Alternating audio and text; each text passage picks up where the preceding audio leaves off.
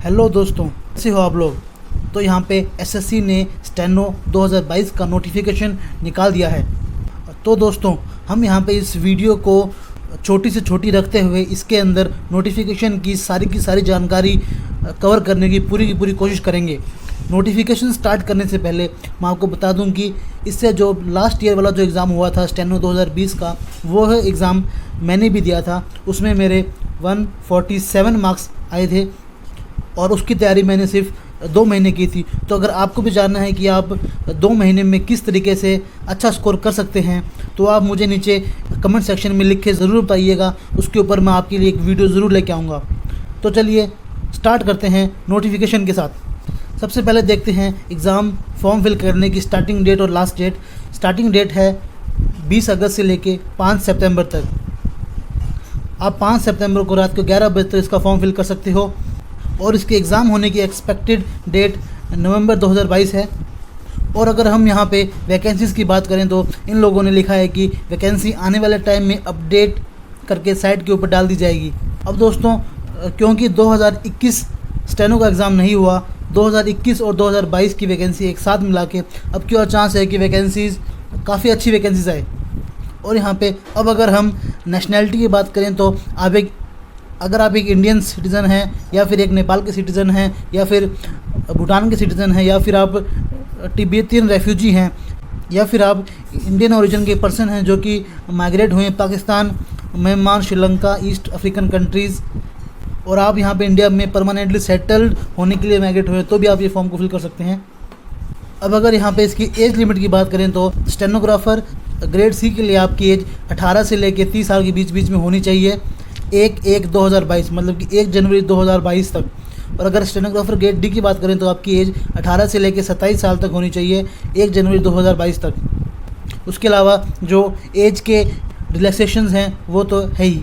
SC के लिए 5 साल, ओबीसी के लिए 3 साल, पीडब्ल्यूडी के लिए 10 साल, पीडब्ल्यूडी ओबीसी के लिए 13 साल, पीडब्ल्यूडी एससी एसटी के लिए 15 साल।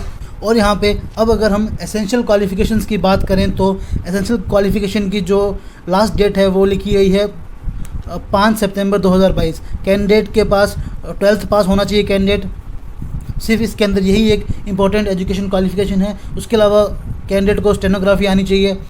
उसके अलावा अगर आपने क्लास 12th स्टैंडर्ड ओपन से की है तो भी आप ये फॉर्म अप्लाई कर सकते हैं।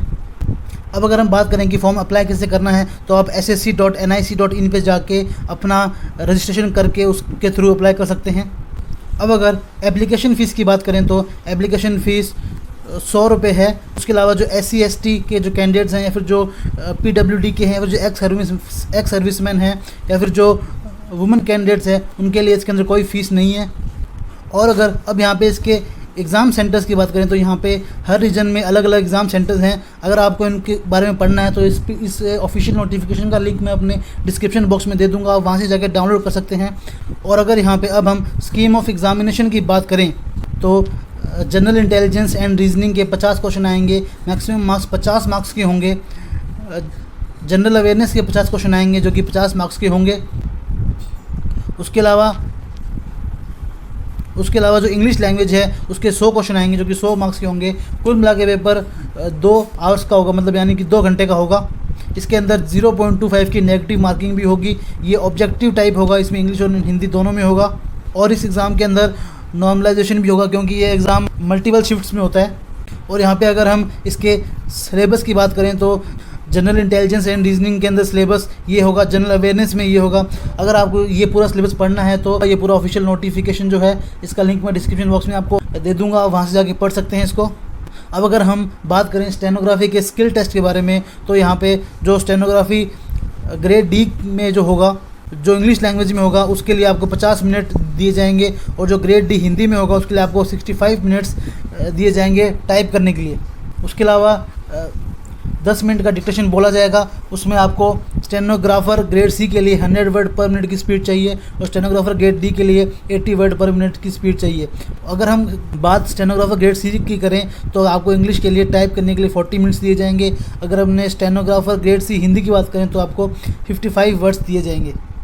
और इसके अंदर ये भी लिखा है कि अगर आपने स्टेनोग्राफी टेस्ट हिंदी में दिया है तो आपको जॉब लगने के बाद में इंग्लिश स्टेनोग्राफी भी सीखनी होगी, और अगर आपने इंग्लिश में दिया है तो आपको हिंदी स्टेनोग्राफी भी सीखनी होगी। अगर आप ये नहीं कर पाते हैं तो हो सकता है कि प्रोबेशन पीरियड के अंदर आपको आगे के लिए क्वालिफाई या पास ना किया जाए। तो दोस्तों यहाँ पे मैंने आपको इस नोटिफिकेशन में जो आपको एज ए स्टूडेंट या एज ए एस्पिरेंट आपको जो इंपॉर्टेंट इन्फॉर्मेशन के बारे में जानकारी होनी चाहिए थी उसके बारे में मैंने आपको कम से कम टाइम में बताने की पूरी कोशिश की है। उसके अलावा अगर आपको इसके अंदर कोई भी किसी भी टाइप का डाउट है या कोई भी क्वेश्चन है तो आप मुझे नीचे कमेंट बॉक्स में लिख के ज़रूर पूछ सकते हैं, मैं आपको उसका आंसर ज़रूर दूंगा। और अगर आपको ये नोटिफिकेशन पढ़ना है तो आप डिस्क्रिप्शन बॉक्स में जाके इस नोटिफिकेशन को डाउनलोड भी कर सकते हैं। अगर आपको मेरा ये वीडियो पसंद आया हो तो आप मेरे चैनल को सब्सक्राइब ज़रूर करें और आगे आने वाली ऐसी ही लेटेस्ट गवर्नमेंट जॉब नोटिफिकेशंस के लिए बेल आइकन ज़रूर दबाएं ताकि इसकी नोटिफिकेशन आप तक सबसे पहले पहुंचे। और अगर आप जानना चाहते हैं कि मैंने 2 महीने की तैयारी में किस तरीके से इतना अच्छा स्कोर किया तो भी आप मुझे नीचे कमेंट सेक्शन में लिख के पूछ सकते हैं, मैं उसके लिए एक अलग वीडियो भी बना दूँगा। तो दोस्तों शुक्रिया, थैंक यू।